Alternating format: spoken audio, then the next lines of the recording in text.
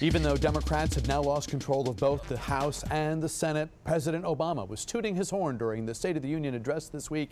2 positive jobs reports and a plunge in the price of gasoline, having Mr. Obama telling the nation how he wants to see things happen during the final 24 months he has in office. Joining us now with a reality check, Jill Itoro, senior staff reporter for Washington Business Journal, and Stephen Overly, business reporter at the Washington Post. Good having both of you here.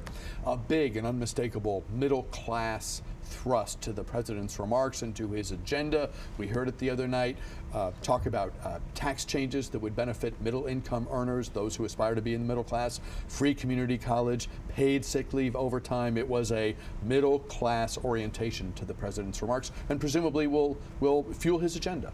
To some degree. I mean, there was the negative that I keep hearing a whole lot about in terms of the 529 taking away some of the tax breaks that were there. That's kind of getting a little bit of pushback from the middle class, who really takes advantage of that most in terms of college savings plans.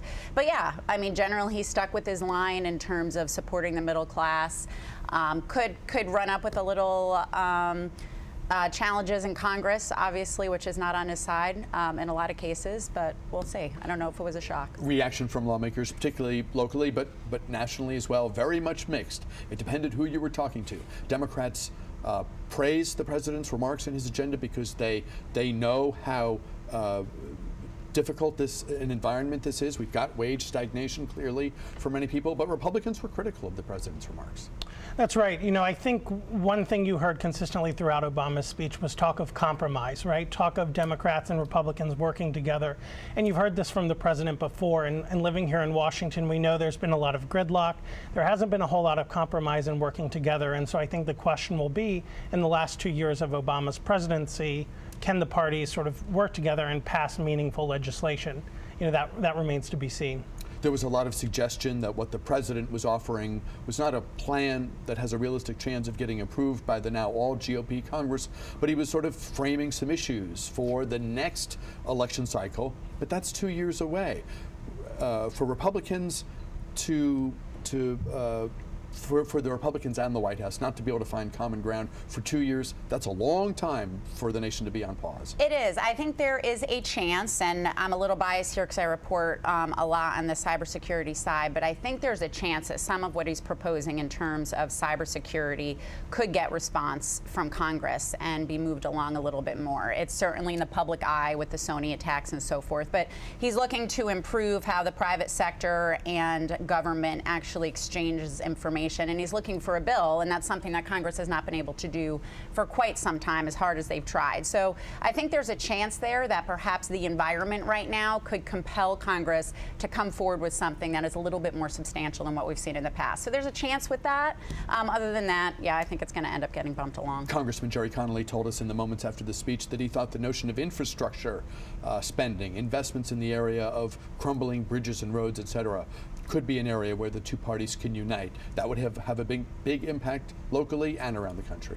That's right. You know, one thing you heard Obama say in the speech was that there's issues people agree on, they just can't agree on how to pay for it, right? Or how to fund it.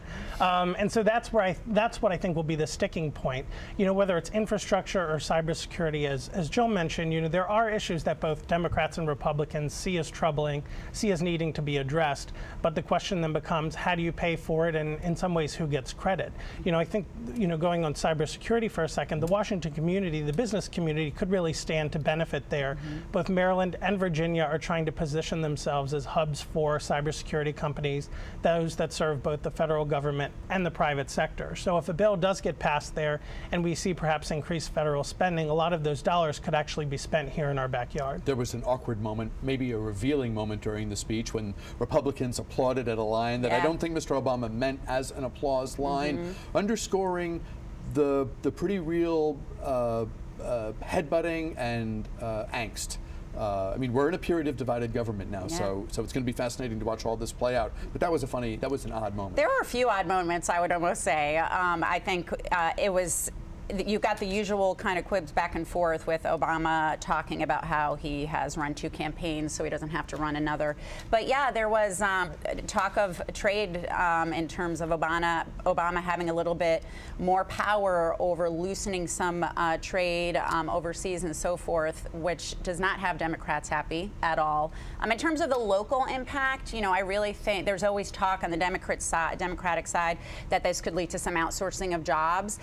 Locally in Washington, we don't do a lot of manufacturing. I'm not so sure that that would actually happen. We have companies that do manufacturing, but those jobs aren't here. Some folks who have White House on their resume have been active in a startup that helps other startups, 1776. You talked about that in a recent article.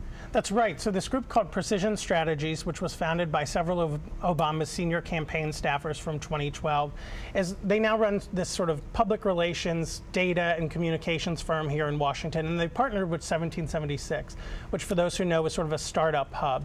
And they're really working with these young companies to help them kind of craft their message so that they can take all that knowledge and that enthusiasm that they have and convey it to journalists like ourselves and sort of get attention for their companies. Help at a very granular and basic level with stuff like office space, but also some fairly sophisticated and nuanced aspects of getting a startup, of getting a concept moving forward and flourishing.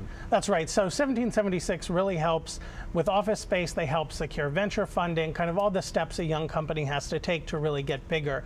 Where Precision comes into play is really helping them get media exposure and kind of brand themselves so that they do get the attention that will help them grow in the long run. Rebecca Cooper will talk with the company's CEO here on the program next week. So we're off and running. We've got the president's agenda. Soon Congress will have the budget. There's going to be lots of opportunity for the two sides to clash. What we'll find out is whether or not they can find common ground. Whether they can find common ground and whether or not we see international situations kind of come into play in terms of funding and the Defense Department and where the dollars go. A lot is sort of, it's political, but then it's also dependent upon a lot of the environment around the world that's happening right now, I think. Jill and Stephen, thank you very much for being our roundtable this week. Good having both of you here.